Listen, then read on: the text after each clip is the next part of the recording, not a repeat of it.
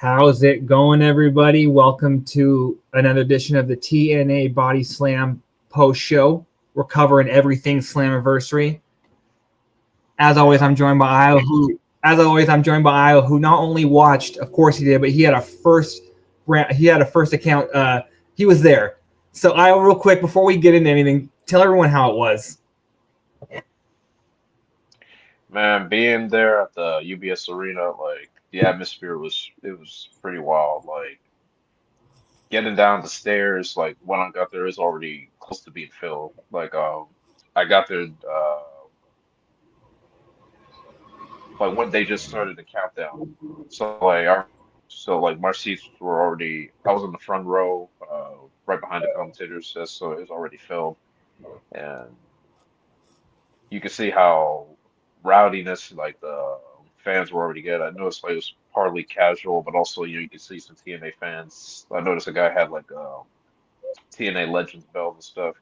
But yeah, it was crazy. Like I was watching the screen and then seeing the talent up close. I know some of us like we always have that feeling like, oh, it's one thing watching them on the screen, but like being up close is like pretty surreal. But yeah, and like I was looking at the whole venue. It's like this is like the whole building. Like they didn't really take much of it.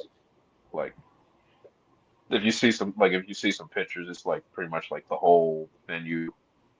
And like I noticed some fans in the upper box too, and it had me thinking like, yeah, this is pretty big. Like they're gonna break the record, and Lord and behold, they did break the record. So yeah, had a great time. What's crazy was like they were selling a lot of a lot of alcohol and stuff, and I'm thinking like, oh my God, where the hell's the water and the drink and soda and stuff.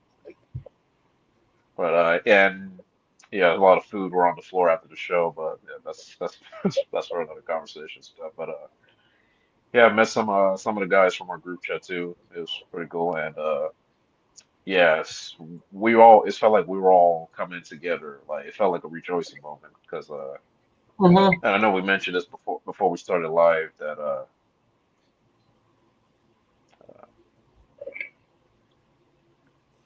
yeah, yeah,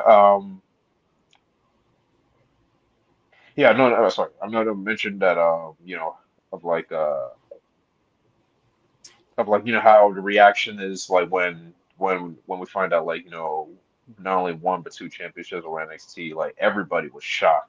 Like you Mm-hmm. could see the amount of shocked faces. Like I even looked at one guy, he was shocked, and like it's just like, oh my God. Like it's kind of like watching a big sport with a whole big familiar faces and new faces. But yeah, long story short, yeah, I had a great time. We're gonna get to how it feel from the booking standpoint and stuff. From my viewing experience, I had a good time. From a TV standpoint on TV, and this is not to take away anything from their other shows recently that have looked big time / major league. This looked very major league, like major league. You know what I mean? This looked like the presentation. It Yeah, looked like how you're watching like a WWE or AEW show, and like obviously yeah, the last few years they've been getting back up to bigger size arenas, but yeah, last night really looked like okay. And let me just say too, like I've been to any shows, I've been to AEW shows, I've been to TNA shows. Like I haven't been to a WWE show, so I can't speak on that. But I would have to say between comparing AEW and TNA, the crowds are very rowdy for TNA, just because I think that, like we talk about all the time, I think that the fans really ride for them. They're like a team in the NFL or any sports league where the fans really will show up for them on the road. You know what I mean? People travel to yeah, see TNA. You know what I mean? Like these people haven't really given up on this company, and a lot of them yeah. won't. So yeah, that was really Yeah, cool to see a lot of them coming forward. Dave Pencil, yeah, put out a really good tweet. Like yesterday was for everyone from the talent, the crew, to the old fans and new fans. Like this is all happening because we've all put into work of believing into this brand. even if like you were there for like a short amount of period or a long amount of period, like this wouldn't be possible without everybody's help. And it just like kind of like let you know like, yeah, guys, this is a rejoicing moment. Like many people said this wouldn't be possible, and even like a few weeks ago, many people said they wouldn't even like hit 7K or whatnot. So the fact that we're even like talking about like TNA breaking their largest attendance in 2025 is just pretty surreal. Definitely. Yeah. Well, like you said, we're going to get all into it.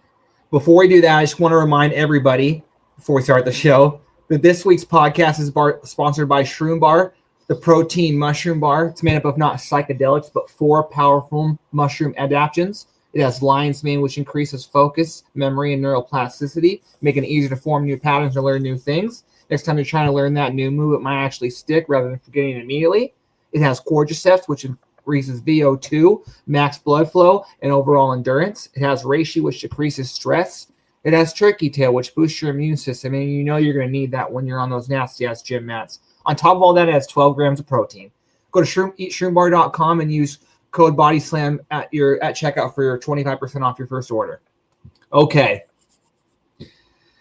Like I said in the tweet earlier, it was just me. There are a lot to talk about. We're going to break it down one by one, match by match. We're not going to start with, the immediate reactions. We're going to start just from the beginning, match by match. So we open the show. Pull up the match list real quick.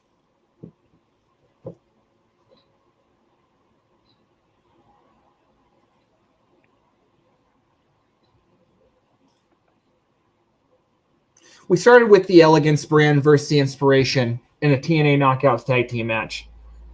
Let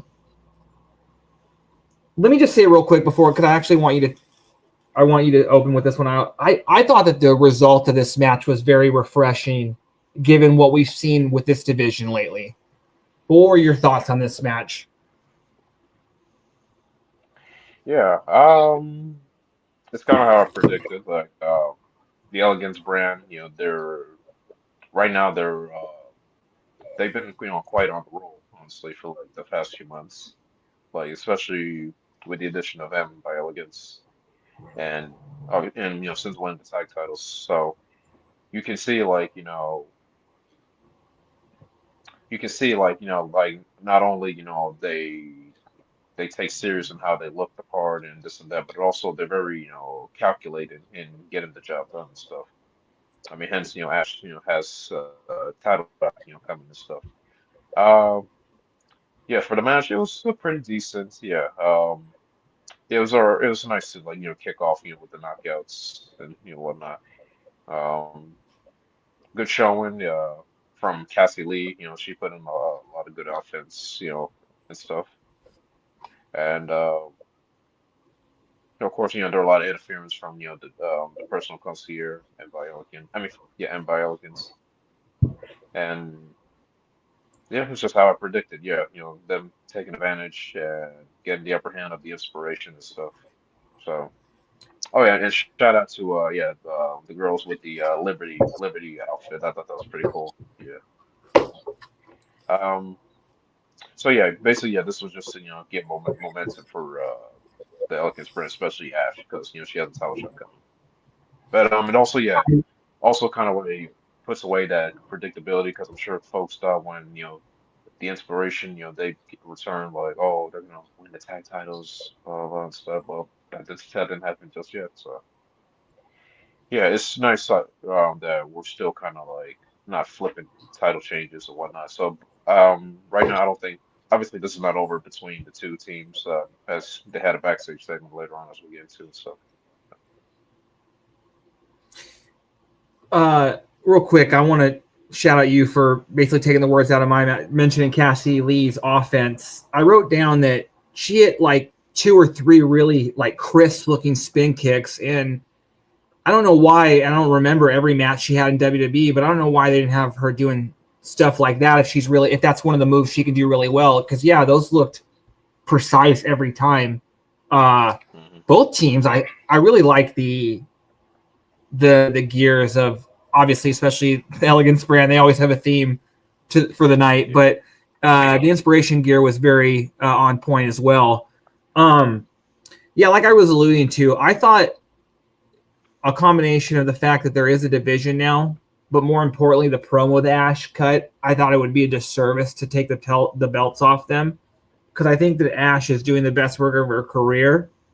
Like she was since she's been coming to TNA, but like if you're looking from like a year ago till now, I think she's turned it up a notch times 10.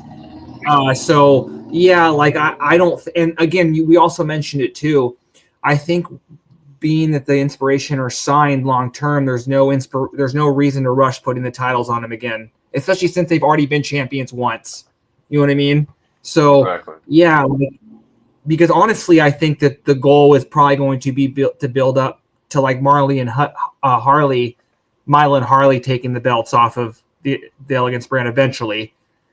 But yeah, I don't think the Elegance brand should be dropping the titles anytime soon. And they really need to do a Freebird rule because Maggie Lee is tremendous. Yeah.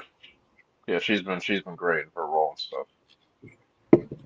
And yeah, Cassie and Jessica, they don't really need the belts. Like, they already stand out and stuff. So it's nice to kind of like keep this feud going. Yeah. Okay, next we're gonna move on to kind of like a little impromptu segment, the Northern Armory here. Old man Eric, angry as ever. But this leads to a EY versus, again, apparently he's from Long Island as well. He seems to be from every hometown. Hometown man is here who, I don't know, how was the pop live for him? Oh, it was pretty good. Yeah. Yeah. They got crazy when they saw the Islanders jersey he was wearing and stuff. Exactly. Yeah. But I think that Hometown Man is killing it in this gimmick. But I think that just the easy story, this reminds me of back in the day when I believe it was Chris Sabin and Alex Shelley were dead set that Christopher Daniels was suicide. And they kept, like, I remember the whole thing with Don West saying too, like, him and TNA would go back and forth trying to say that. This reminds me of that. And this is a very easy storyline. And EY losing his mind and going more paranoid is making this better. So, HT Man was able to get the win. But again, I thought this was fun for what it was. Yeah, definitely. It was a great impromptu match. Get the fans, pumped and riled. Um, yeah, it seems like Hometown Man, keeps getting the better of the Northern Armory. He beat Judas last Thursday, and now EY. Probably gonna see maybe Travis, try to get his chances sooner or later. But yeah, I'm digging I'm digging the character and gimmick so far. So. Yeah, you would think that the plan is for him to probably run through the Northern Armory, but eventually I would think that it leads to him getting a mask. But who knows how long they're going to take this? But for right now, I do like this storyline. Okay, next we're going to move into probably one of my new favorite trends, these all-star tag matches. We have Steve Maclin, Mance Warner, and with SDL and Jake Something versus Real One and so more. You may know him as Zilla, Fatu, and Josh Bishop. I thought this was okay. I was mainly going into this looking to find out more about Zilla and Josh Bishop. I thought they were pretty good out there. This was fine. What do you think about this?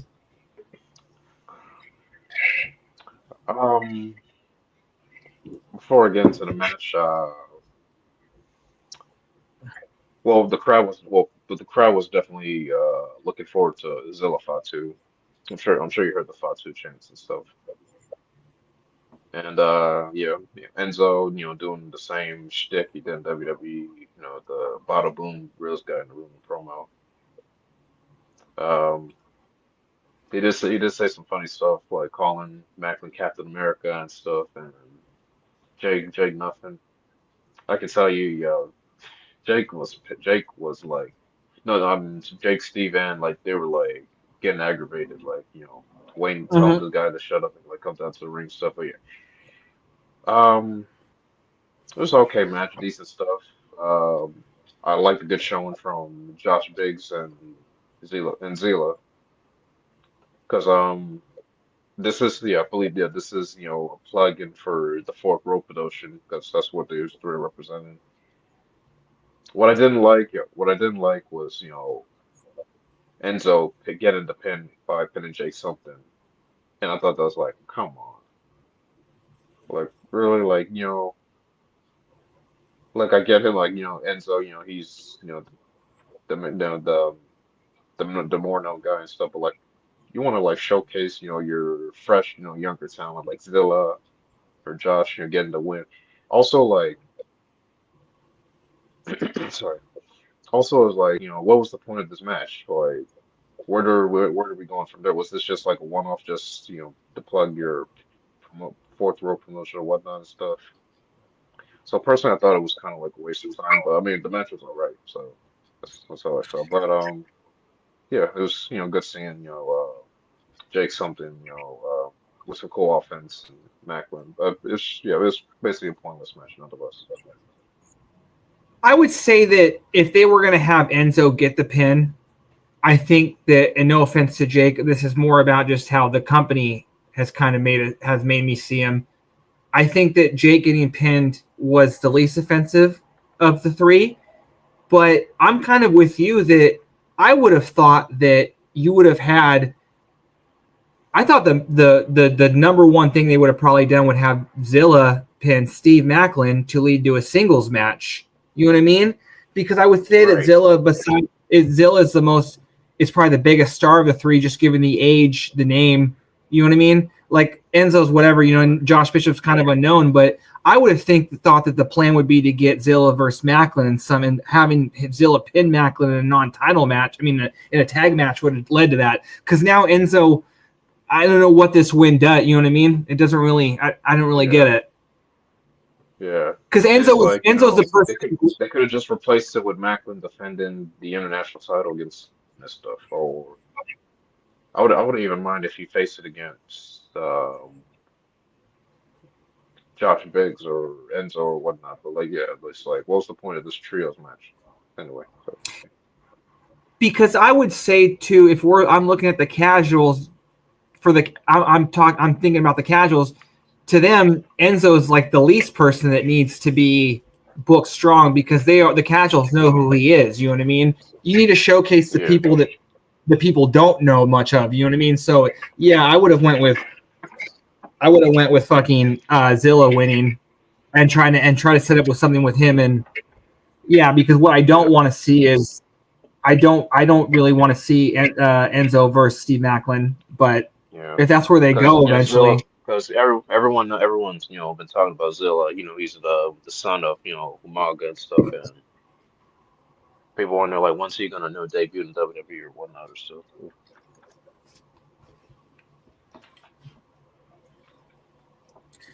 Yeah, the pedigree. Yeah, I just think that for what you said, like a lot of wrestling fans know that name, and so I mean, I think he's somebody that TNA should keep an eye on for that reason. Yeah. Okay. Next, we're going to get into the main part of the show. And I don't know who in the idea of in the back, but they deserve a raise, decided, let's open up with a 5-star plus match because that's what they did. I don't think that anyone thought that this match was not going to deliver. I'm talking about Cedric versus Ali. I want you to talk about this because what was this like in the building? Because this match, to me, sounded like it blew the roof off of the whole place.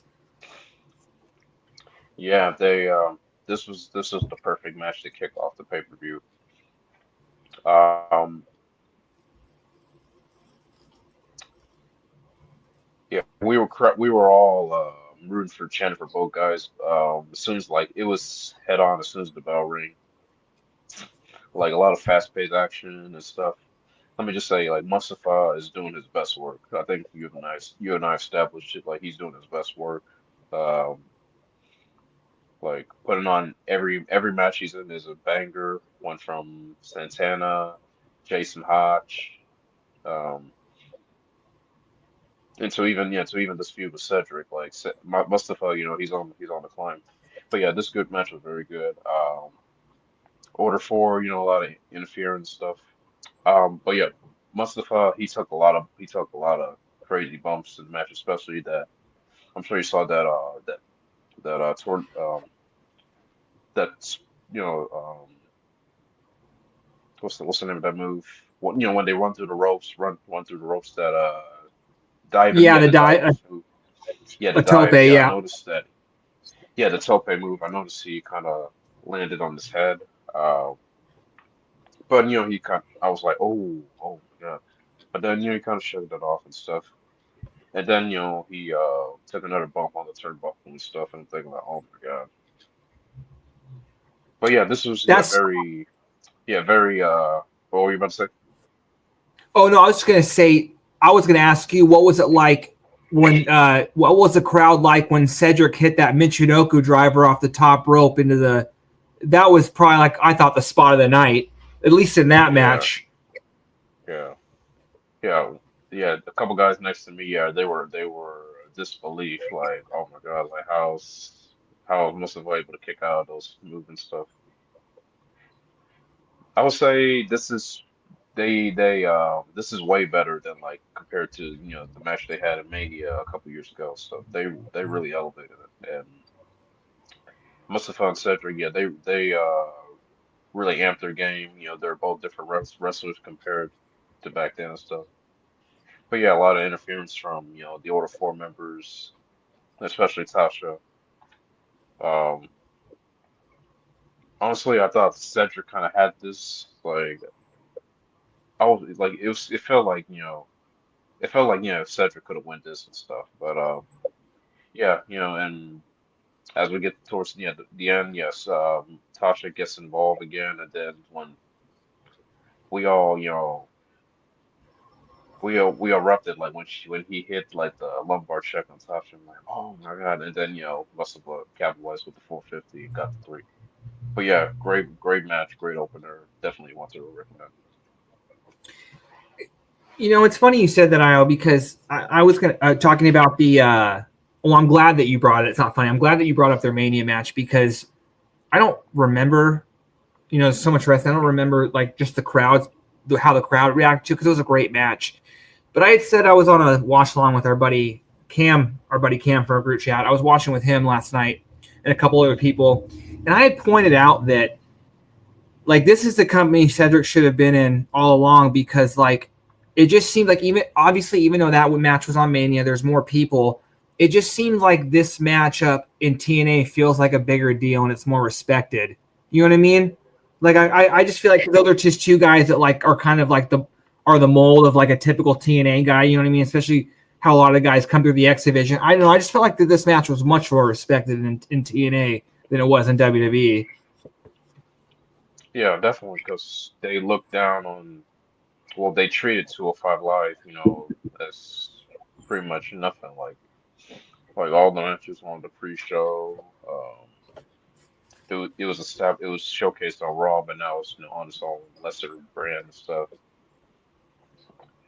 So like compared to like this and now, yeah, 205 Live wasn't really treated the respect that it should have been. But here, like in TNA, both guys, are established, singles competitors, and Mustafa and on his game, Cedric, just starting, rejuvenating himself, from leaving WWE and stuff. So it gave the fans a fresh view with like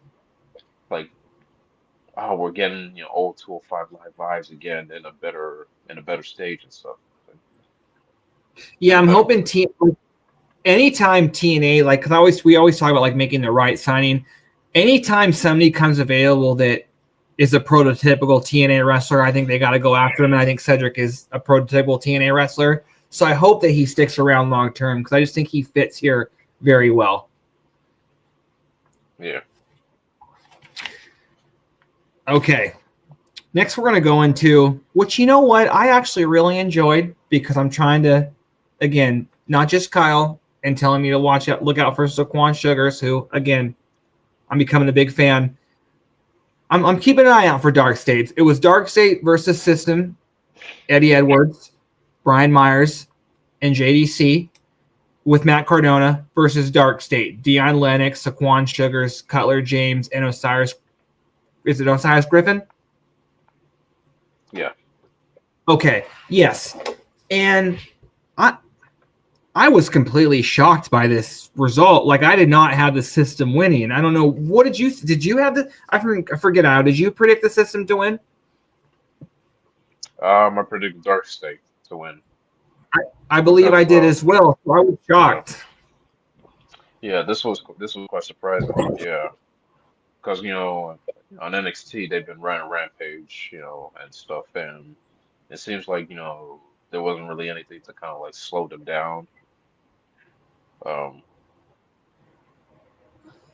Like no one really brought the fight to them. I guess you could say, other than the System on the go home shows. But yeah, shout out to what's his name, Shaquan. Saquon Sugars, he's really good. Yeah, Shaquan Sugar, yeah, he's a really good talent. Yeah, I know Cam and Kyle like him and stuff.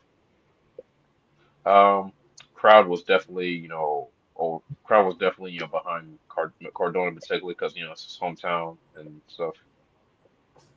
And Myers' hometown too, but yeah, crowd was definitely behind Cardona when he made the tag, like started taking heads and stuff. But yeah, everyone looked good, from JDC to Eddie to the other Star State members. Um, I noticed, yeah, they did Dark State. They did their own top rope powerbomb move. They do and stuff. I thought that was gonna be it, but yeah, very good offense. Yeah, good match. Again, it was kind of surprising them get the win because, like, again, I thought, like, Dark State was just gonna run Rampage and then probably leave, but we'll just get to see what's next. But then again, when it makes sense, it's kind of four rookies against seasoned vets. When you kind of think of it, four rookies versus seasoned vets, and the vets getting the win. So yeah, hey, chalk up one for TNA and see where it goes from there. I'm not sure if it's the last we heard of Dark State and TNA, but See, I was just surprised because I thought they could have had a finish where the System lose just because Cardona can't get along with the other guys. I don't think it would have made the System look weak just because, they had somebody who's not usually tagging with them despite Brian Myers and him having a history. But yeah, no, I just thought the System has just been kind of bulletproof over the years, just in terms of they're not taking tons of L's like a Sammy or a Rosemary. So I thought them losing just because, again, I do think Dark State need to be built up a little more. I think NXT does have big ideas for them. So again, I didn't think it would have hurt to have Dark State win. But again, I'm fine. I'm fine with it. yeah. Okay. Next, we're going to move on to what I thought was quite a. It was a surprising match. Just not just the result, but what happened in the match. It was Tessa Blanchard taking on Victoria Crawford taking on Indi Hartwell. I was pleasantly surprised by this match. What did you think? It was very good. I knew it was going to be a good match because Tessa, again, she can give anyone a good match and bring out the best out of. This was oh yeah, well, yeah, crowd, definitely, not. Yeah, I mean, not to I wouldn't expect less from a New York crowd. Yeah, she was getting closer with the she's a racist chance. So just yeah. Shout out to this one guy with cry about it marks, and then you having the Tessa jacket on. But yeah, crowd was it was pro indie, basic pro indie in that match.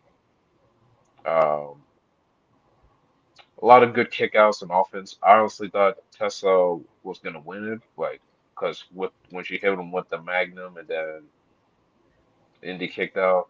Yeah, both women, kicked out of each other's finishers, and it just came a little, very competitive and stuff. But yeah, I'm glad Indi got the win, to really, showcase, that she's on the run, like, she's going up against a two-time world champion and stuff. So this, it didn't really hurt anyone. Yeah, both girls were competitive. Yeah, and yeah, as well, we'll get to what happened after that. But yeah, it was a good match. Can't complain. I Crowd, actually, different story, but yeah, yeah, I actually think that, yeah, because again, yeah, going in this match, most of the match, Tessa was in control, you know, kicking out of both of each other's finishers, and then Indi finally getting the win. Um, I actually think that Tessa's best chance to kind of get on, to maybe get back on people's good graces as most as they can. Obviously, it's not going to erase what happened, but obviously she could just try to do as much goodwill as she can. But if she was to go on, like, to have like a type of, and she's nowhere near retiring, but if she has like a type of run like Shawn Michaels where he's just putting a bunch of people over, I think that will go a long way and her becoming, and then also maybe becoming like one of the locker room leaders. But I think her putting over Indi is a good start in terms of what people, you know what I mean? Because I don't think a lot of people expected Indi to win this match. You know what I mean? Because I still think that they're planning on doing something big with Tessa. So but yeah, Indi putting a lot of their younger and a lot of the talent they're trying to build. I mean, Tessa, if they have Tessa put over a lot of their younger and up and coming talent, it's going to go a long way because she is a former world knockouts and world champion. So yeah, no, I would, again, yeah. So far, anyone. she only has two pay-per-view losses, one from Masha and the other one from Indi. So it seems like they are protecting Tessa from win-loss standpoint, but like only her losses are like from wrestlers who are on the come up and stuff. Yeah. Yeah. But I think the bigger story was what happened after the match. Yeah.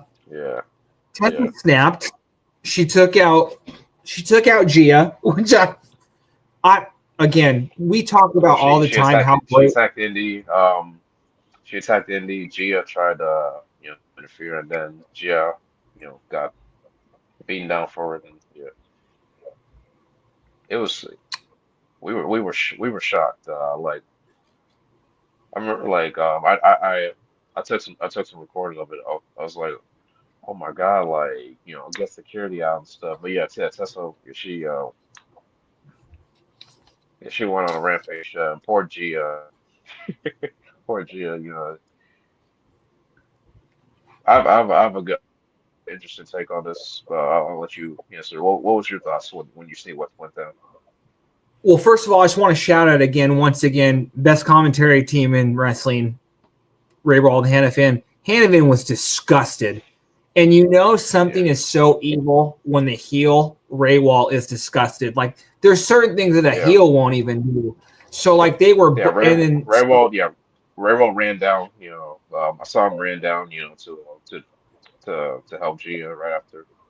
Yeah, you were saying, yeah, no, I was just gonna say like this is a very interesting angle just because on one hand I'm wondering because I know that Gia does wrestle, I believe, a little bit in Revolver, Sammy's promotion. I believe she's actually more of a wrestler there.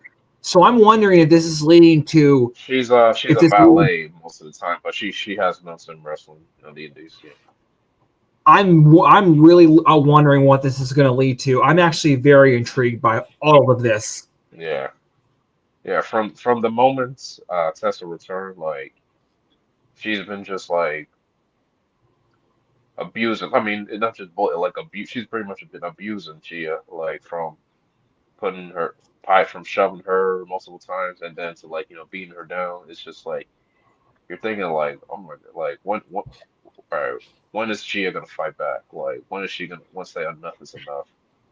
We saw the same thing with Ariana Grace. Like Tessa, bullied her and stuff, and then Ariana fight back. So it seems like Gia, like she's gonna have to stand up for herself and get her licks in and stuff later, because as we'll see what happened when Santino with Tessa. But yeah, I'm like you said, I'm interested too to see where this goes. Like, definitely it's far from over from Indi and Tessa. See what it goes from there. Yes. So actually, okay. So we go immediately to the back, and Santino is livid, like he's pissed off, and of course, Yeah, just like with Gia and Tessa, Santino and Tessa have kind of had a thing, like she doesn't respect the badge. yeah, She called Gia a stooge, like, and yeah. so they forcibly removed Tessa from the building. But this is I'm They very just butt interested. her because Robert Stone. They just butt her because Robert Stone's not there anymore.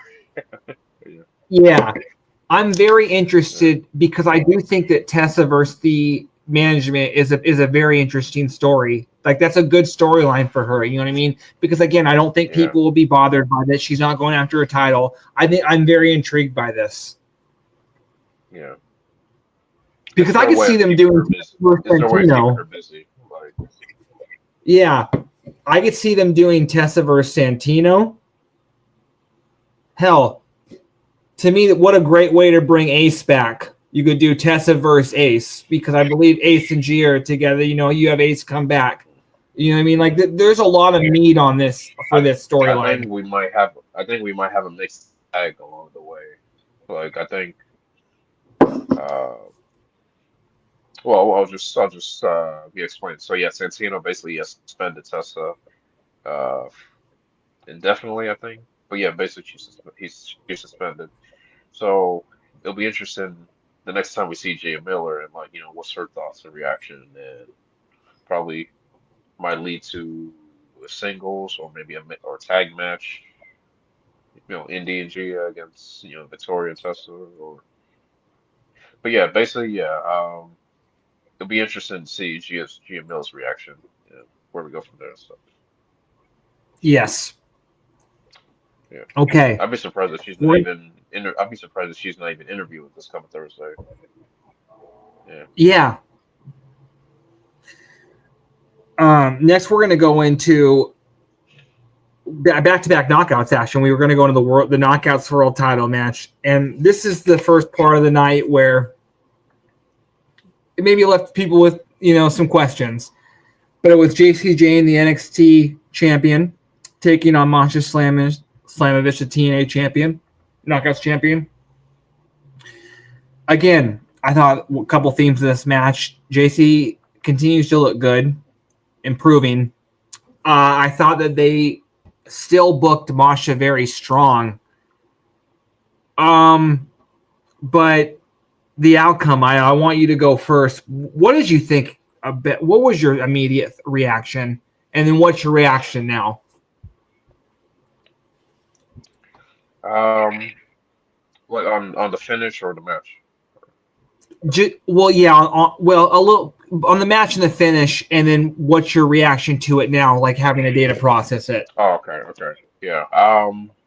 Well, going into it, honestly, I was thinking Masha like gotta win this. Like man, we gotta even this. Like Trick has our title. Like, only fair a woman gets NXT title and stuff. So yeah, crowd. I guess you could say it was almost 50-50. Like Masha and Jacy. I kind of laughed when they booed, like as soon as the ring announcer said from New Jersey, because that's where Jacy's from. I kind of laughed like, oh, New York crowd booed a Jersey girl. But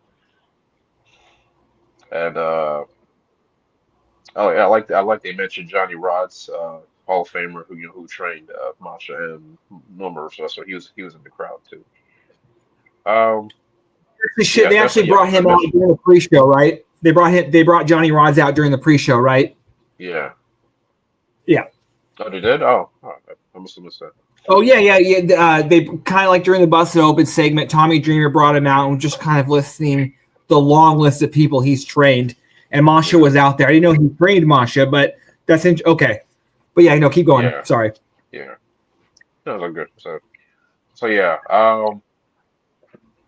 In my thoughts, I was thinking like, okay, like this is tad bit unfair. Like, you have, Fallon and Jasmine, corner. I'm thinking, where's Lady Ling and Brookside and Masha's corner? But then I realized, oh, Masha told him to stay in the back. So like, yeah, I was intent, like, Masha was gonna win this. So we were all chanting, you know, let's go Masha, and then some were saying Jacy, Jayne, and then NXT chants, TNA chants. But yeah, it was a good match. Yeah, these two have good chemistry. As we've seen, their previous match on Impact a few months back. A lot of good offense. Like again, if you're new to Masha Slamovich, like you gotta check this girl out. She's very good, talented, well-rounded. And towards the match, I noticed Fallon and Jasmine, and I was ringside by this. I saw them grab the belts, and I knew something was up. Like, and then they slid the belts into the ring, distracted the ref, and then Jacy got the belts, and then 1, 2 kick outs, and then next thing you know, yeah, Brookside and Lady Ling definitely come down, the even odds, and then the ref goes down. Masha hits the snowplow. We thought that was it, but no. And then I'm trying to remember. Yeah, so does yeah. You normally like when the ref goes down and then the baby face almost had the win, you figure, yeah, um, the heel is definitely gonna win this, and then that's what happened. Jacy was able to counter and hit her finisher. When I kid you not, we were all like shocked. We were all hoping Masha to kick out, and she didn't. And then, yeah, Jacy, she's now both NXT Women's Champion and TNA Knockouts Champion. I was upset. Like I was mad. Like I mean, what was going through my mind at the time? Upset and mad is like, are you freaking kidding me? Like now two NXT talent have our belts. Like, and nothing against Jacy Jayne. Like she's a very good talented performer. It's just like where we are in the ratio. Like you got to make it make sense here and stuff. It still don't make sense. So, I mean, to be honest with you right now, like, but yeah, I thought the match was all right. But yeah, the finisher kind of really had me scratch it. But I'm sure I'll put two and two together as we the weeks go by. But yeah, what was your thoughts when you saw the finish? I was definitely shocked, but at the same time, like I have to sit back and like tell myself this is a business at the end of the day. And again, I don't have any numbers ahead of me. I'm just going by my optics. And granted, the first partnership was during a little bit of coming out of the pandemic, but I'm just going by my eyes, and it seems like just by the shows, the crowds, it seems like this partnership is a lot more successful. And I don't think having the titles on the rival company hurt, because at the end of the day, that rival company is WWE, and they do have more eyes that watch their product. So if TNA can capitalize on any of those eyes, I don't think that that's a bad thing. You know what I mean? And Yeah, this does lead to scenarios like, like they could have somebody else beat Jacy for the titles, so that kind of keeps Masha strong in terms of, she could win it back, or there's just a lot of things they could do with this. And at the end of the day, we know what wrestling is, but the beauty of wrestling is that they can script their own storylines and make yeah, their own story. So I think it was Kevin Nash in the WCW thing that The Rock produced, but he just talks about how people chasing titles draws more money. You know what I mean? Like people, and they heels hold titles, baby like faces chase them. And so again, that sometimes that is proven right. So I'm not gonna like overreact immediately, because things seem to be going in the right direction the way that they're going. So yeah. I'll wait and On see. on the plus side, like it does give Masha, something fresh, to work on now because she's had that belt since last October. I mean, she's had a good reign, so it kind of at least like gives her something fresh, and also sort of build up contention now. Now that's well, I mean, it forces contention build up now because now we have an outsider, with the knockouts title. So we'll see what goes from there. Yeah, again, Ash by Elegance, is currently next in line. So I don't know if anyone's interested in seeing that, but I guess we'll see what happens from there. So And yeah, you know what? Because yes, Masha holding 2 titles would have made her even more, but she's already a made talent. But I would argue that now the person that from TNA that takes the talent, the title off of Jacy is going to benefit even more than Masha would benefit from holding 2 titles. Like if Xia Brookside beats Jacy, that's going to make her a made talent. yeah, You know what I mean? yeah, So again, like and I bet you, if you add like Masha didn't need 2 belts. You know what I mean? And Masha could. You know what I mean? It's like when Ric Flair talks about like how many reigns he's had, like, but he's had to lose the title that many times. You know what I mean? So yeah. in order for someone to have multiple reigns, they got to lose the title. So again, I think Masha will be fine. I'm waiting to see on this one. Also, too, I think that the knockouts division is so strong. Showing that multiple talents for multiple promotions can hold it just kind of strengthens the division as a whole. So that's just my opinion. Definitely. Okay, next we're going to go into the match of the night, the moment of the night, the second moment of the night. I think what put the asses in the seats. We're going to go to Leon Slater versus Moose for the X Division title. I think this was the second 5+ star match of the night. This was incredible. I thought Moose did everything he could to make Leon a star, but it's not like Leon didn't do anything on his own as well. Just the offense, and I also like how they build matches like this. When you have a big guy versus a small guy, just the typical, you're going to see a lot of counters. You know what I mean? It's like watching a Ray or a Jeff Hardy match. But I thought this was great. What were your thoughts about it?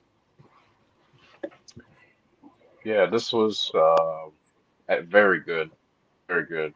As we know, Leon. I'm gonna shout out Moose in a few seconds, but yeah, Leon Slater. Seeing this dude up close, he is, as he is advertised, he is really talented. Like the way he moves and the way his arrow, it's crazy. Like this dude is like 19. I think he's 19 years old right now. Uh, he's turned 20 soon, right? But yeah, it's crazy. Like he's been wrestling since he was that young, and like here he is on a bigger stage. Like this kid is really on the rise, and I'm glad we're you know seeing him get these opportunities right now. But yeah, Moose. As far as Moose, there's not what more needs to be said about this dude. Like he brings it every single time. Like he can work with anyone. Um, and we also got to give a shout out to his reign. Like I know a lot of people are on the fence. When Moose beat Speedball Mike Bailey for the title. Like thinking like Moose as X Division champion wouldn't make sense, but hey, like remember the motto: it's not about weight limits, no limits, and Moose took advantage of that. Like it would have been easy for him to kind of like do the option C, but I guess you could say we're glad he didn't. Like he took this title reign seriously, gave some good bangers. He even gave he even gave Lexis King on NXT as his best match, and that tells you all you need to know about Lexis King. But um, yeah, we need to put more respect on Moose, ability, and of course, after the match, which I'll get into in a minute. But yeah, this was a good showing. Is basically like I guess you could say an anointee. Like Leon Slater got 2 big anointees. As we'll get into later. 2 big anointees uh, from this match, and then after the match, like this was a great show. Like yeah, both guys look good, great match, and I love Leon using Moose's own spear. like you saw there like his own spear finisher that kind of put the exclamation point and stuff. So yeah, I'm very very happy for the guy. Like they did a good job, building this kid up to this point. Speaking of using someone else's move, before I get into that real quick, let me preference it. I don't think anything will ever surpass as the greatest moment in TNA history, Elix Skipper's cage walk in terms of a move. But Leon Slater effortlessly hitting a swanton ode to Jeff when Moose was pretty much halfway across the ring was very, very impressive. You know what I mean? Like he made that shit look easy. Yeah. Yeah. Moose was in the middle of the ring, and the fact he landed that was pretty good. But yeah, that what a like incredible match, and obviously we obviously double great moment for him. Leon was able to get the win. He broke the record, new X Division champ. With all of a sudden, the youngest who should come out? Shout out to Moose putting the belt on him. Yeah, that was a cool touch too. Yeah. Again, yeah, that's like a typical great moment. You know what I mean? That's Undertaker raising Jeff's hand. I love when you know what I mean that. And going back to Moose real quick, we talked about it on Friday on the show. We kind of said that we agreed that this was Moose's best run. This was the icing on the cake. I think this was just the icing on the cake from his Hall of Fame run. Like I'm gonna go back to. Because this was kind of the show that put the resurgence of TNA. His match with Austin Aries, I believe it was Bound for Glory 2018. He didn't win the title. But since then, Moose has been like Slammiversary 2018, right? Correct, yeah. Yeah, since then and now, he has been on a Hall of Fame tear in TNA. So, yeah like I think that just cemented it. But yes, as we were referencing, after Leon is getting crowned, who should come out? I swear, I think that I started shaking. The franchise came out. None other than AJ Styles. Get ready to fly. Played. I want you to start. What were you thinking when this happened? The roof went off the place, bro. As soon as that music hits, like. We were anticipating when that music was gonna hit. Like, I mean, of course they were gonna use his whole theme song if anyone had any other expectations. So I was jumpy. Waiting for because I mean honestly originally I thought he was gonna come towards the end of the show. Usually for a surprise like that, but when he just came out of nowhere, we all as you see in the video, we all jumped out of our seats. And it's just like a pretty surreal moment. Like the franchise, the guy, who built this place, coming back after 11 years, and I love, the crowd was singing, "You are, I am too." That was pretty awesome too. And you can look at Leon Slater, like he was jumpy, like as you pay attention, he was jumpy too because he's a big fan, So like. When it was really really surreal moments. Yeah, what was your thoughts? I was just like I had to put my notes down, like put my phone down. I was just in awe just because again like a combination of the franchise coming back, but AJ Styles, but at the same time like you know what I mean. I've never heard that loud of the entrance for him in TNA because again this is the biggest crowd that they weren't doing these things back then, so it just felt like a very sweet like thank you to the guy that did build this place. The crowd didn't forget. They all know who AJ Styles is. So I'm very looking forward to if we get a match. I think at the very least this just leads to him getting in the Hall of Fame this year. I mean, we talked about Carlos sitting. They're going to put more of an emphasis on it.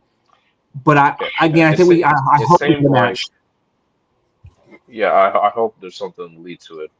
But it seemed like a passing of the torch. Like, you have the first X Division champion,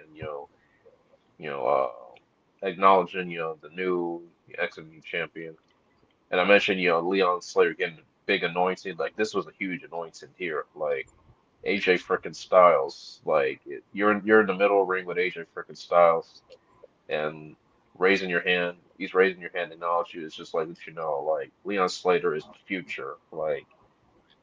Like he is the future, and he hope and hopefully like bigger, better things come when it comes, especially for your TNA. Yeah, as far as AJ again, we'll see what going on. But if this was like a one-time thing, I'm glad like we got the closure that we needed. I mean, obviously he'll go into the Hall of Fame, it's no brainer than that. But like for him to come back after 11 years, I thought felt like a perfect closure because again, AJ didn't really need to do this, but the fact he's doing this and we're talking about it here in 2025 is pretty surreal. I'm sure you agree too. It's just like, wow, like we're talking about AJ returning to a TNA ring and he's, passing the torch, to Leon Slater, who's only like 19 years old, I believe. So it's just pretty surreal. And I heard a report like Leon didn't even know this was gonna happen. So he was pretty much as shocked as we were all when AJ come out. So, Yeah, definitely. He looked shocked as well, like everybody did. You know what? Obviously, it's a lot to ask if having it for them to allow AJ to put anybody over. But I could definitely see a situation where we get a Leon AJ tag match against someone like the System. You know what I mean? AJ can hit all of his great spots. The ending image of AJ and Leon's hands raised. I think that's very harmless, and I could see that happening. You know what I mean? Like at the end of the day, I know I do think there's a good chance that they get a match just because I just think it's appropriate. This isn't it's TNA and AJ. You know what I mean? And it is WWE in a partnership with them. I think it's more, if anything, it's more plausible now than it's ever been. yeah. Yeah, Okay. yeah, sky's the limit. So, Okay. Next, we're gonna move into the. oh yeah, one more thing. Also, I'm glad like this really further signified that this is a TNA and WWE relationship. It's not just NXT and TNA. Like I think AJ yeah was the first. I think he's the first main roster guy now this relationship appear on TNA. So I expect more bigger, better things, with this relationship. So. Yeah, as far as AJ, we'll see what happens. But again, it felt like the right closure, passing the torch. So I'm just happy. I'm just happy I just got to see him up close. Yeah, and again, yeah, I think that if look, just taking it in a microcosm, yeah, we did get AJ back. That is good enough. But so if we get anything extra, it's just a bonus. Okay. Next, we're going to move on to the World Tag Team title match. And before we preference this, let me just say everybody better put some damn respect on AJ Francis's name before this match. And if you didn't before it, you should put it on after this match because that guy earned every bit of his paycheck last night. It was the Nemeths. Yeah, it was the Nemeths first class. Casey Navarro and AJ Francis versus the Hardys versus the Rascalz, which Myron Reed and Zachary Wentz. This was a banger. Yeah, Wentz. This was a banger. What you think about? Again, I can only imagine how great this match was live. Yeah, it was a bar motor. Yeah. Um, yeah, I agree. Shout out to AJ. Yeah, taking a lot of the same bumps. Yeah. Um, yeah, it was a pretty fun matchup. Like the crowd was all putting their feet, from everyone going through the ladders and I saw some really really cool spots and stuff. Yeah. Honestly, Yeah, shout out to AJ. He did like crazy moonsault off the top, and I thought like, oh my God, like wow, like this is a big man, doing an insane moonsault and stuff. And yeah, the Rascalz, did their thing, and the Nemeths, being the calculating heels they are, and of course you got the Hardys, you know, being the daredevil risk, and then and the creative way that they won the match, which I'll get into later. But yeah, what's your thought? Uh, first couple things. The Hardy Rockstar pop is alive and ever. It was monstrous on TV. I can only imagine how it came across live. Um, I also think that everybody in the match shined. You know what I mean? Obviously, we'll get to the finish, but the Nemeths shined, First Class shined, especially First Class. The Hardy shined, the Rascalz shined. Yeah, that spot though with AJ Francis where he just kind of falls feet first onto the ladder. Luckily, his feet did not hit the ground, but he's gonna have to ice something. I would think. That looked fucking painful. And again, like you said with the moonsault, like I don't think AJ. Every time AJ Francis wrestles, I feel like he's wrestling to try to prove somebody wrong. And again, Yeah, I don't think he has to prove anything wrong. He doesn't have to prove somebody right. He doesn't have to prove anything wrong to me anymore. I believe in the guy. So yeah, yeah, I thought this was one hell of a match.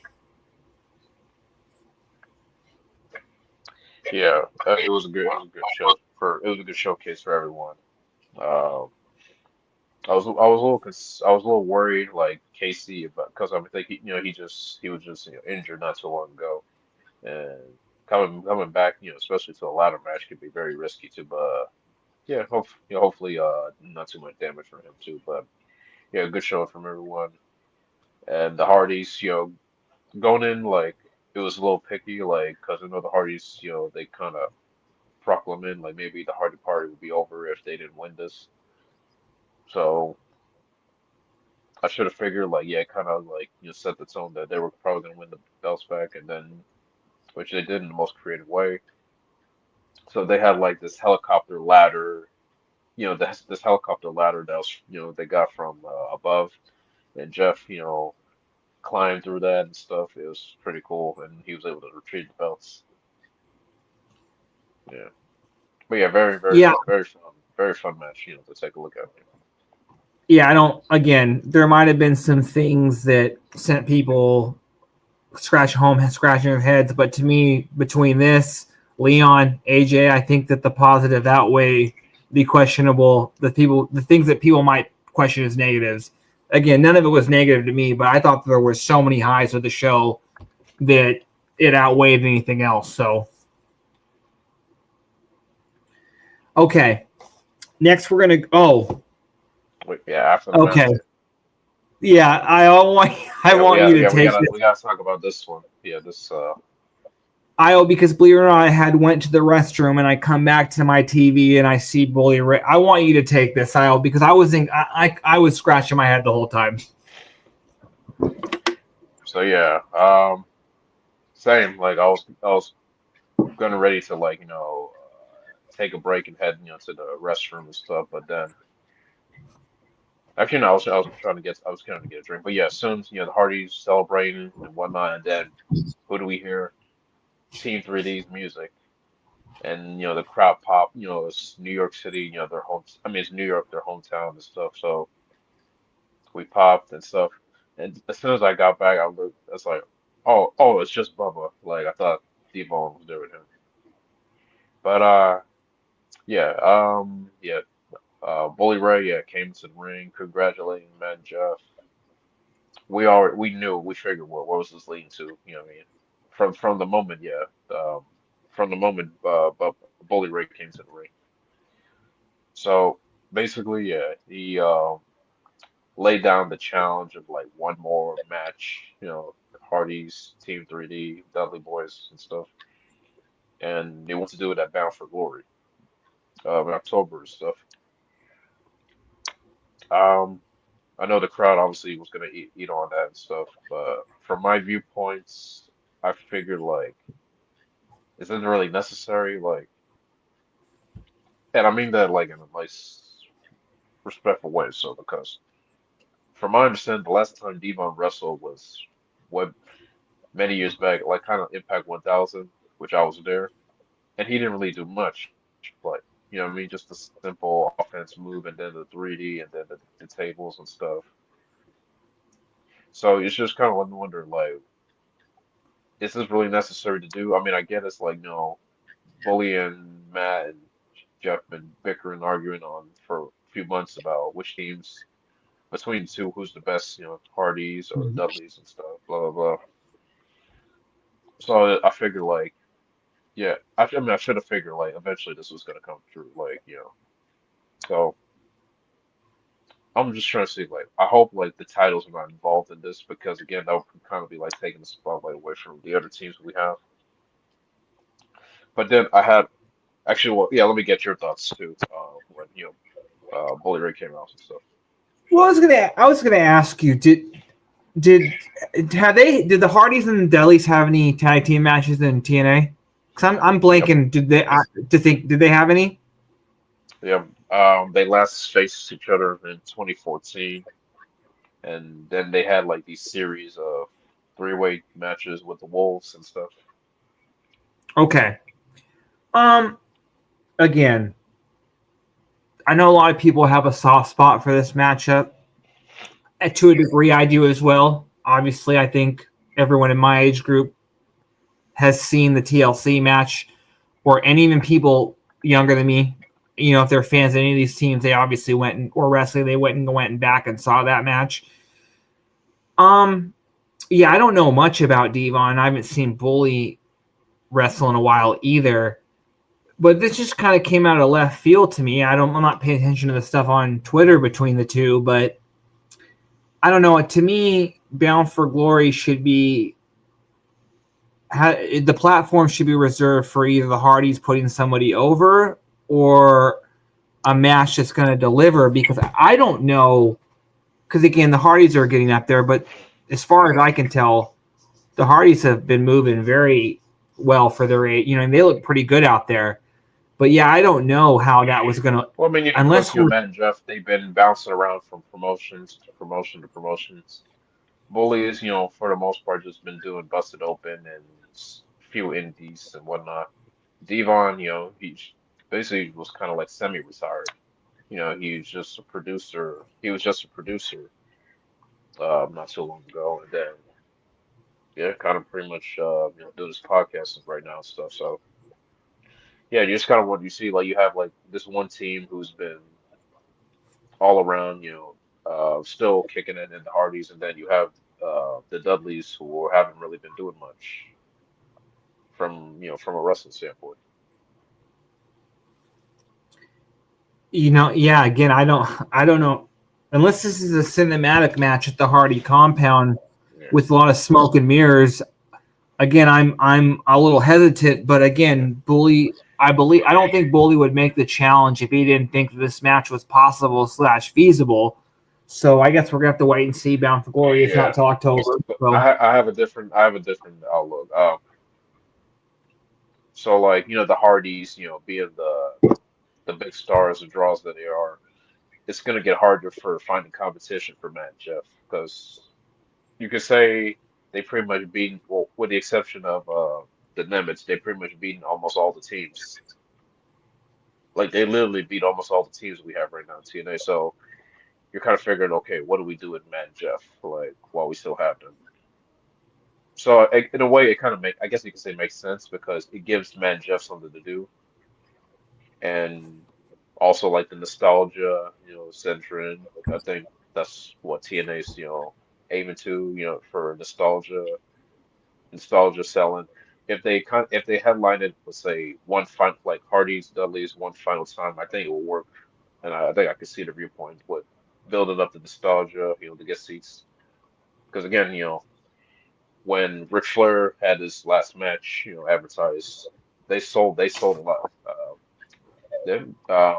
the Flair last match event is sold out, and Goldberg's last match it did some good numbers too in that venue not so long ago. I think that's what TNA is trying to do, build up Hardy's to at least one last time, and it could work too, because when you have also with the WWE relationship, you can use a lot of the footages, from those two teams. You put that on Yeah. TNA programming. Yeah, you see what I mean? Yeah, you put that on TNA programming. This I think it might do well. It might do Also, really well. now that I think about it, especially because now with the WWE relationship, it makes sense because if I was going to have anybody induct them, it would be I could see a situation where you have because who better to induct the Hardys if it's not going to be Edge and Christian because they really don't have any ties to TNA. The Dudleys inducting the Hardys into the TNA Hall of Oh, Fame. Christian does. Dudleys are already Yeah, in there. yeah, The Dudleys inducting the Hardys in the Hall of Fame would make perfect sense. You do it the yeah, night before. Again, you're hyping yes, this match up. I would actually really like that now that I think about it because again, yeah, who better to and then with the WWE footage, I feel like everything's falling into place because I feel like those three teams are tied to each other forever. You know what I mean? yeah, So yeah, absolutely. I agree. And again, Bully's not stupid in terms of I don't think he would make a challenge if he didn't have any idea of Devon's health. You know what I mean? So Yeah, I think so too. Yeah. Yeah, you mentioned a good point. The Hall of Fame. I think this year, like with the momentum they've been on, would be a good time to induct. I mean, to put Matt and Jeff in the Hall of Fame, and would know better than their greatest rivals, the Dudley Boys inducted them the night before, or depends, when they're doing the Hall of Fame. Feel like having the Dudleys, induct you know fellow TNA Hall of Famers themselves induct the Hardys into the Hall of Fame right before they face off for one final time. I think that would be chef kiss. Like it'd be very poetic, don't you think? yeah, a Hall of Fame this year of the Dudleys inducting the Hardys, Kazarian inducting AJ. That'd be pretty big time to me. You know what I mean? Yeah, yeah, Getting these bigger because it's crazy to me that like again because things a lot of the people that are in the Hall of Fame now are kind of toward the tail end of their careers in general. So when you look at the TNA Hall of Fame, it's kind of amazing that a lot of the names that aren't in there. You know, Joe's not in yeah, there yet. You know what I mean? Like obviously yeah. AJ Daniels. So yeah, that would be a chef's kiss. Okay, next we're gonna move into the main event. And I don't know about you, but if I didn't know better, with the exception of Joe Hendry's entrance, I would think I was watching WrestleMania with these Yeah, entrances. exactly. It felt Again, it felt like a Mania feel, like the entrances and stuff. But yeah, what were your thoughts? I love the continue. I love the theme. Again, Santana kept it the same with the crowd, but just having the guy in the ring. But my mind was blown with the gospel choir for Trick. I thought that Yeah, was. And again, someone just pointed out to me that he came out in Booker T's robe. I was a little upset Booker T wasn't there, but I thought it's the little things in wrestling. You know what I mean? Like, I yeah, thought that was incredible. And again, yeah, this felt like WrestleMania. Like, I bet you yeah, Trick was taken back because I know Trick's wrestles in front of some big crowds, but he came out and it was like he was the man. Like, yeah. again, I want you to start because again, you were there. But what was this like being there and these entrances, witnessing them live? So what's interesting as well. Someone in the crowd was giving us these flyers, uh, um, for called like it said straight out of the Bronx. Obviously root for Santana. Mhm. So I picked one of them, to because I wanted to like get pumped too. But yeah, the main event, yeah, everybody. As soon as the main event came, everybody came back to their seats. I noticed, yeah, everybody was coming back from the bathroom and the stands coming to their seats because they wanted to see this match. Like it was packed and lit, and Joe Hendry come out, everyone's singing the song. Uh, But when Mike Santana came, uh, I noticed. Yeah, I knew. I was trying to figure where is he coming from. I saw a light. I saw a big flash of light all the way in the crowd, and I knew, yeah, that's where he was coming from. And then, yeah, the guy, singing into mouth once his music hits, we all went wild, for Santana. Like I thought like this was his night. Like it's New York. It can't get any better than this moment. Yeah. Uh, and yeah, I saw a lot of Puerto Rican flags. Like there were a lot of Puerto Rican flags in the crowd. I mean, because it's New York, a lot of Puerto Rico talent. Like this is basically his home and stuff. So yeah, the entrances were good. I mean, yeah, Joe had his normal entrance. I mean, because he's Joe. But Santana having that special, entrance. And then we had Tricks. I was just actually listening to Tricks. I love the choir. I love the choir into it.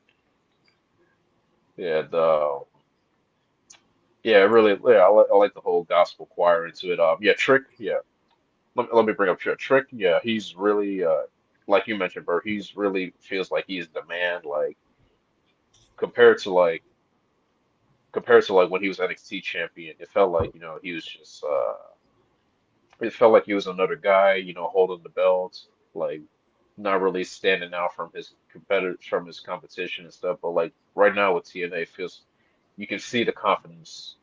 You can see the confidence boozing in Trick, like Trick and A and whatnot. You agree? Like, Yeah, because to your point too, because like it felt like the whole thing in TNA and NXT was the first time leading up to his get out of Mello's shadow, and then the second time it's just like can just like constantly can Trick prove that he's the guy, but like now in TNA it's like they're already billing him as the guy. You know what I mean? Like because obviously they're building him as former NXT champion, but there's no like talk of him of questioning his ability. You know what I mean? Like he is the man right now, and yeah, he walks out with the complete confidence that he did not have as NXT champion.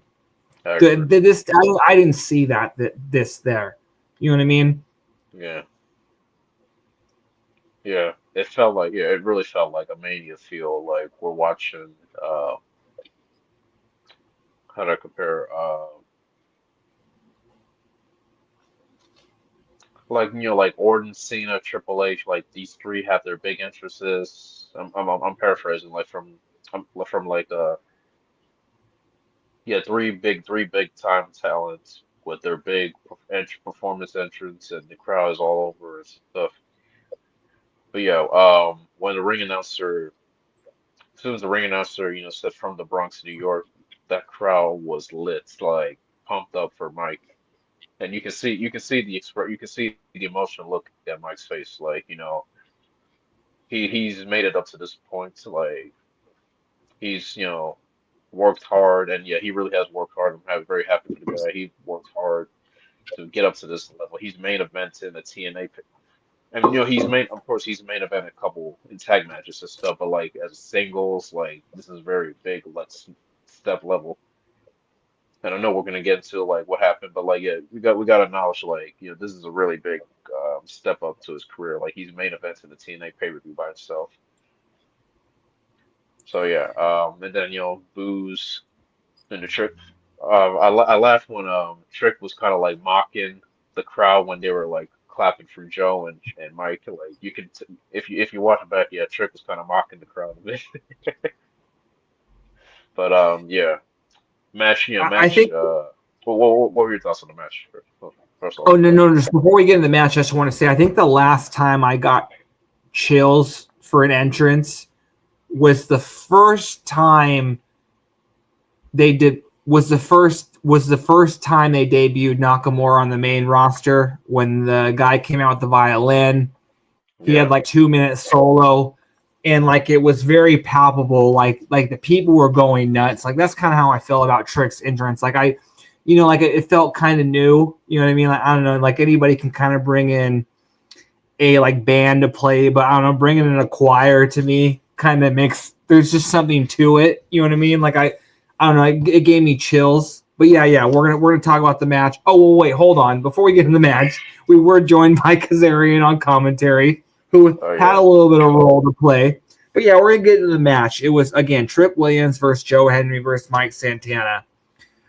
Again, I think that, and maybe this is just me, but I think that now that Trick is a full-fledged heel, and again, people talk about all the time, like, heels should work different. Like they're not trying to pop the crowd. For the way that Trick works now is it's calculated. It reminds me just kind of, it reminds me of the typical heel, the way that Jay White will work. You know what I mean? He's not going out when he in New Japan. Like he's going out there, it's calculated. It's not flashy moves. It's trying to get the crowd pissed off. And Trick is very good at that in this, especially obviously as a heel, because I think too, when your skills are still developing, it's very easy to work as a heel. But I think that Trick's mannerisms, the way he carries himself, leads himself to being a better heel. But what were your thoughts on the early parts of this match? Oh yeah, I knew most of the work was going to be done by Santana and Hendry. Trick, being the heel, taking advantage of the opportunity when he sees fit and stuff. It was interesting when Hendry and Santana's angle, like who the crowd was kind of like bounced, and it seemed like a bounce, but yeah, it's mostly Santana. Like the crowd was pro Santana. I guess you could say mostly Santana, and then second Hendry, and then obviously Trick and stuff. But yeah, a lot of good offense from everyone. Yeah, Trick has some good offense too. Um, and then Hendry, having his offense with the reversals, the fall away slams and stuff. And I thought the match was pretty. It was pretty good from a storytelling standpoint. And then yeah, you mentioned Kazarian on commentary. He was going to get involved at some point, and then he did. Yeah, Hannafin. I noticed Hannafin. I was I mean Yeah. you can't really hear commentary when you're there and stuff. But I noticed Hannafin was shouted at Kazarian when he pulled the referee, and yeah, we were all shouting at the ref to get him the heck out of here, and then he did and stuff. But yeah, the match continued. I was figuring like how this was gonna end, like because it would have been right for let's just say like for my prediction, like I thought Mike should have won. I mean, obviously, like it would make sense for Trick to be the pin because again to get the mission out of both challengers to rescue the title, to TNA. So but yeah, anyway, a lot of good offense. I'm trying to remember what happened. Like someone went for a dive and then onto Trick, and then Trick was being attended to, and then the match continues with Mike and Joe, and some good reversals, and then then of course Mike then hit the spin the block on Hendry twice, I believe, and that's when we knew it was going to happen. But then we forgot about Trick. As soon as he pulled Santana, we thought Joe was going to kick out, and that was it. Like Trick took advantage. One, two, three. I can tell you, like if they showed enough crowd in the audience, my jaw was dropped. I was looking at the other guy next to me. He was shocked too. Like he was shouting what the F and stuff. Like because we were thinking like that's it. Like Trick wins and stuff. And like you just kind of like thinking like because I mean again I was a little dumbfounded. Like for at least about 10 minutes I was kind of dumbfounded. Like oh my God, like what the heck. But yeah, decent match. Actually, yeah, I'll just get right to it. Yeah, I was a little upset because yeah, like so Jayne won the knockout title earlier, and now Trick is still a TNA champion. It's like what are we doing here? I mean, I get the brand exposure, but it's just like what are we doing here? Like Like how even is this? How even is this? Like from a booking standpoint, I'm talking about. Like so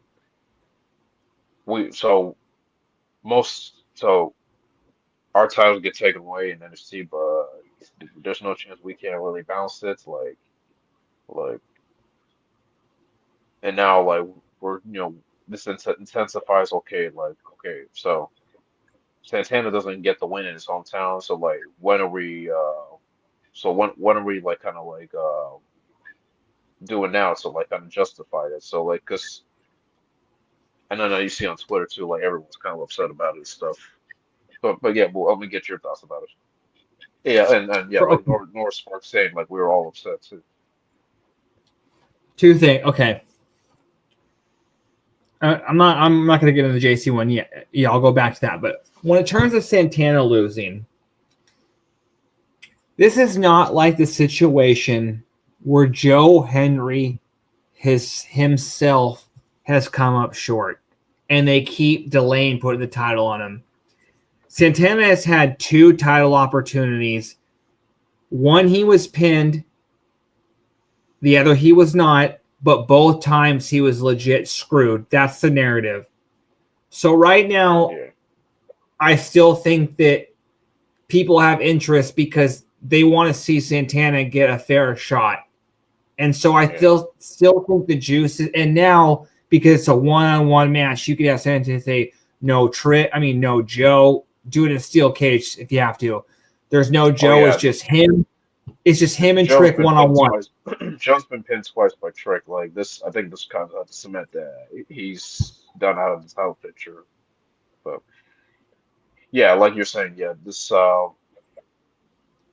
yeah, and Hannafin, I know I watched back, Hannafin's comment too. He was kind of like speaking the same way, where someone on Twitter and social media, like, when is this going to end? Like, when do TNA, fight back and like get their, to get, the belts? Because, yeah, obviously we're in the storyline, like trying to retrieve the belts back.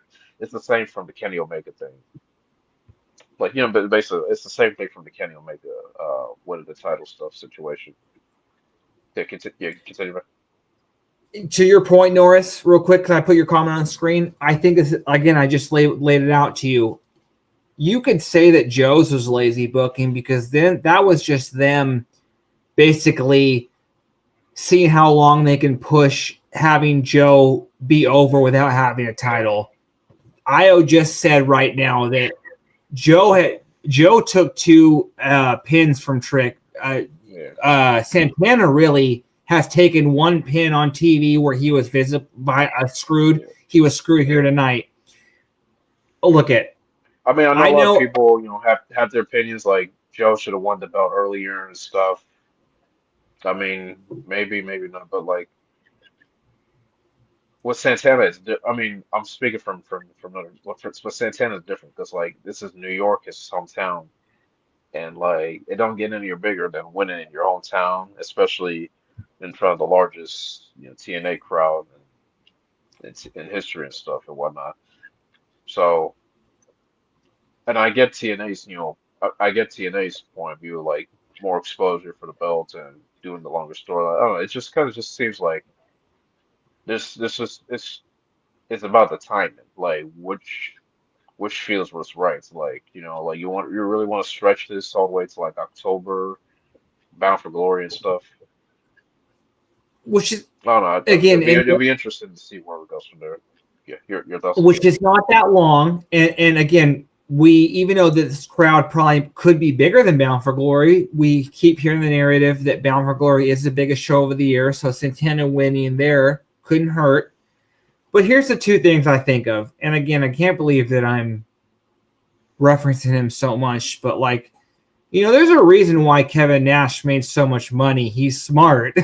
And I keep Yeah, going back to him talking about the chasing angle. And then this is what I'm saying.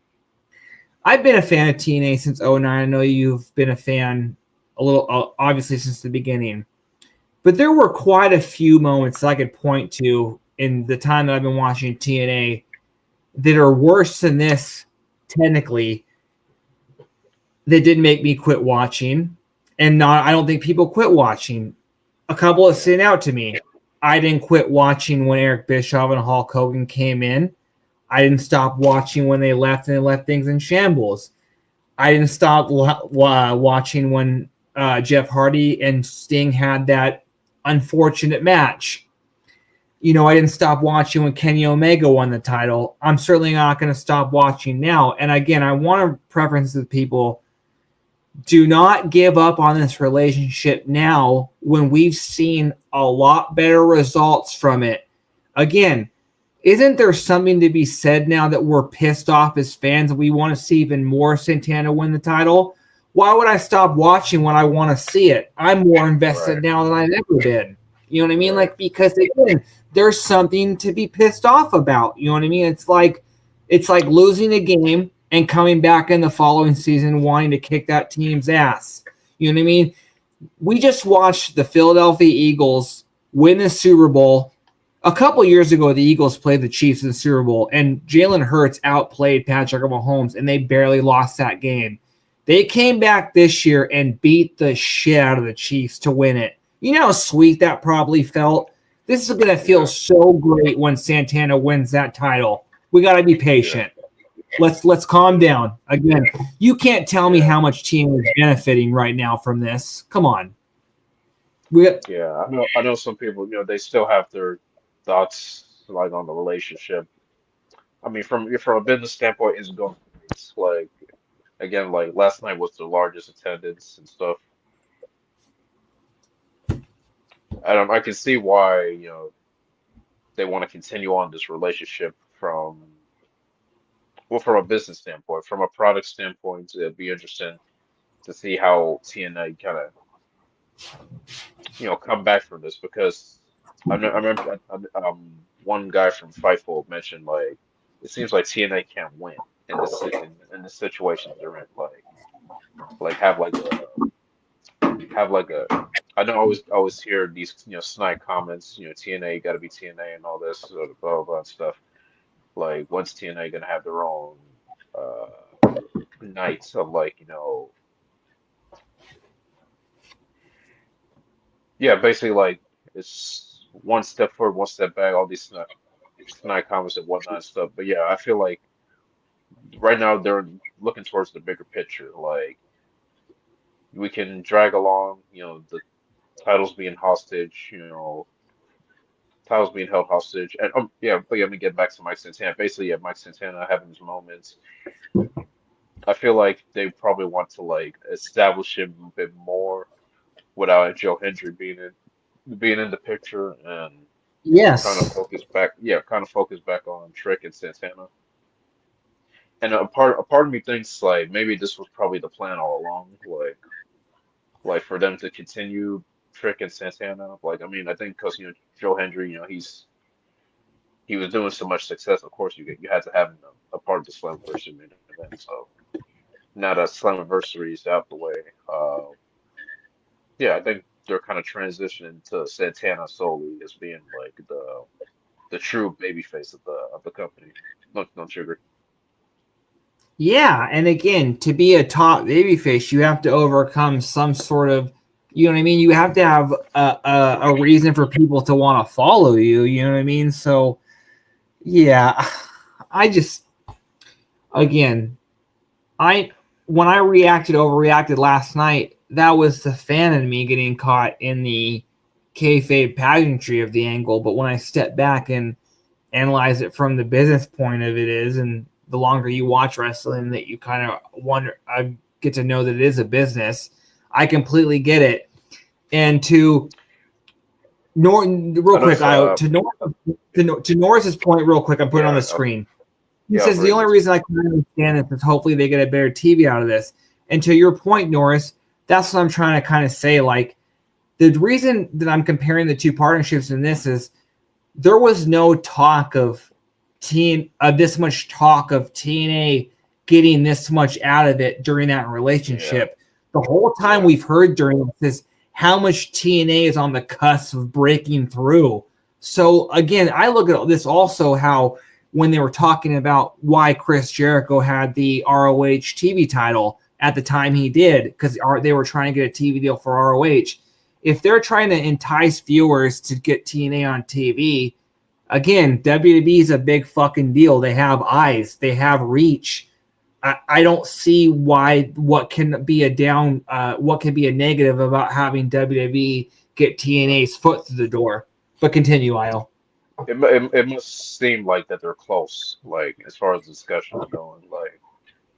And I know Carl Silva mentioned like they're on like a 30, 90-day close down, which I'll assume probably be between like around Bound for Glory season. We might get some news. So of course based on that you want to keep the momentum going, with the NXT relationship and stuff.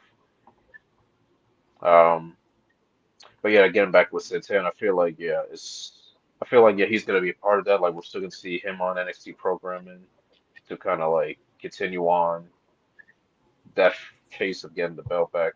But yeah, again with the TV deal, it feels like we're close on that. And yeah, folks shouldn't really look down upon like on TNA's booking. Well, I mean, yeah, of course, but I'm saying from like it's not the end of the world, basically. Like, guys, come on, seriously, we dealt with this stuff before. I mentioned that on Twitter too. Like they made Josh wait longer on the chase. I remember when Moose cashed. You remember on the night when Moose cashed in on Josh, like everybody was upset. And of course, they Yes. made Josh, fight to get the title back, and it ended up being good. And with Joe Hendry, he won the belt just in time before the Royal Rumble. Like that was big. Like having Joe at the Rumble, and then Mania. Like imagine like I don't know, like would it get the same reaction if they had won the belt a few months before the Rumble? Like who knows? Again, but yeah, some I know. Uh, Noah made a comment about like Boston, like went in front of a bunch of white people. Bob, I mean, hey, it's in the east. It's in the east side anyway, so whatever. But yeah, point Yeah, is, yeah, I think you're saying, yeah. Oh no. He also made a joke about. I'll put it right. Norris had said, "I'm waiting for the Hardys to lose the titles to Hank and Tank." Norris, that does make me laugh, but I can guarantee you that situation, I would bet money on it that TNA, the NX, the Hardys will be dropping the TNA titles to somebody in TNA because that rub needs to go for someone in TNA. But that speaking won't of happen. NXT, you got to see Jordan's comments.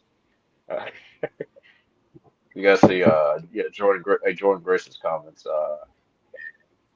Being a former TNA talent, she tweeted something kind of cheering for NXT, but like the meme where Yeah. the meme where that person has a mask on his face, like a smiley mask, and then but he's crying on the inside, that type of thing. Okay. Yeah. I get the yeah. I kind of laugh, like yeah, but yeah, I forgot what I was gonna say. Yeah, it seems like we're on the verge of getting an announcement soon. So I can understand from a business standpoint they want to continue on this title chase and stuff. For their sake, I hope it's worth it. Like I hope it pays off, something to kind of like keep the fans interested. Because again, it's divided. Where like Santana should have won this match, but I don't know. I guess we'll just have to see. Um, but on the other side, like I'm enjoying. Trick's been doing a great job. As a TNA champion, and guess who he's going face to face with tomorrow? Oh yeah. Isn't it Taker? Yep, Undertaker. Imagine that, like Undertaker having the segment with a TNA World Champion. Like, imagine that. And I would guarantee if you ask some TNA fans if they were told if Trick is going to hold the title after Slammiversary, it might get a Taker to appear in TNA. I think some of them would take that because that would be one of the biggest TNA episodes of all time if the Undertaker showed up. So, Yeah. With that being said, I want to get your final thoughts on the show. What was your not grade of the show, but what you think of the show being there in person? Just overall, what you think of the show? So being in there in person, it was a heck of a great time. Like from the crowd, like from the crowd atmosphere, from being up close watching them, wrestle. Uh, I had a great time. From watching back the show and the product standpoint, it was still, yeah, it was an okay show. Yeah, I mean, some matches, I would say like you could say some of the matches, two of them were match of the year, potential match of the year candidates. Some were decent, and some, yes, and the others were okay. So for the most part, it was an okay show. How about you? Again, I really enjoyed the show from a whole, like as from top to bottom, just because the moments that I really wanted to see happen. Again, Mhm. I wanted to see Leon's coronation. Uh, Yeah, I wanted just to see the way that the show was going to come across on TV. It blew my expectations out of the water. And again, this is the bonus of AJ actually showing up. You know what I mean? And actually yeah, happening. yeah, Again, we kind of talked about and prepared ourselves for the situations of the titles not going the way that we thought. But at the end of the day, um, just because of all the reasons we listed, there's just so many good things that have come out of this that I don't think that Santana having to wait and then, then now we're getting decided maybe who someone new could take the title off Jacy. I think these are all good things. And just the final thing, like you said, there's been like we've sat through a lot worse. And I would even and exactly. me saying that is making this seem like this is bad things that happen. We just gotta pump our brakes. I think that there's look at I think the team is on the cusp from something huge right now. Yeah, I mean, I get both sides. The relationship being questionable, like TNA. Um, I'm trying to find his term. Honey picking, our titles and blah blah or whatnot. Mhm. But again, yeah, like they're in a good place right now, like with WWE. Like WWE's promoting their shows, doing a lot of things that AEW didn't do. And I don't want to bring them up, but like it's the fact. Like you can see it's night and day. Like WWE's acknowledging Slammiversary. Even Michael Cole, tonight, acknowledged Jayne winning the Knockouts title and mentioned Slammiversary, AJ and stuff. Like that's pretty big. Like you having, your show being mentioned on WWE programming, that's it's pretty big no matter what anyone will tell you. So it'll be interesting to see, as we on the road to Battle Glory and see how the shift in dynamic. I know Santina Morello is going to be on NXT tomorrow, so TNA fans should take notice of that. So, and of course, we have the live episode Thursday, so yeah, a lot of TNA news come up to by the time we do this review show this coming Thursday. Yeah, it should be interesting. Yeah, well said on everything you said, and I couldn't agree with you more. Essentially, the idea that not only did AEW hold one of our titles, TK was regularly kind of shitting on TNA a little bit every Yeah, episode. Every time I turn to NXT, they're plugging TNA. Like you just said, Michael Cole's plugging TNA on the main roster today. So this seems to be a more of a two-way street relationship. You know what I mean? So yeah, I don't. Again, I hate using the word fake, but again, we know what wrestling is. So to me, the belts, the exposure outweigh the belts. And Michael Cole talking about TNA to however many millions of people watch WWE Raw is a big damn deal to me. So I'll take it.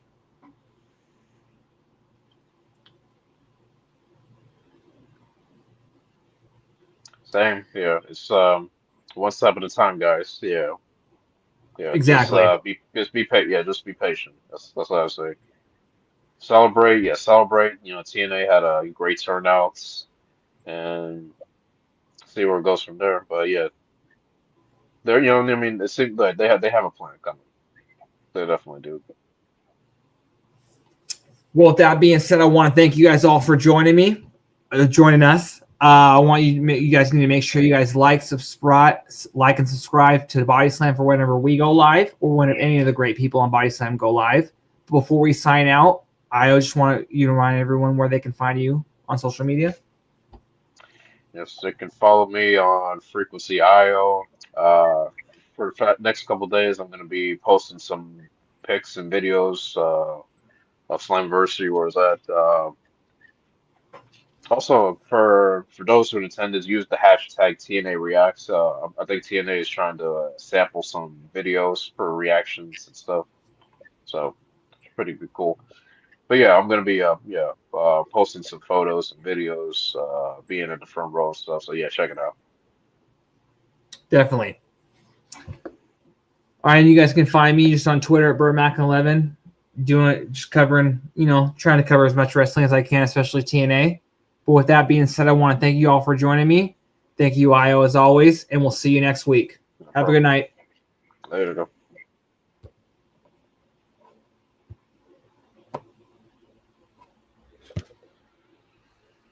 Oh, thank you!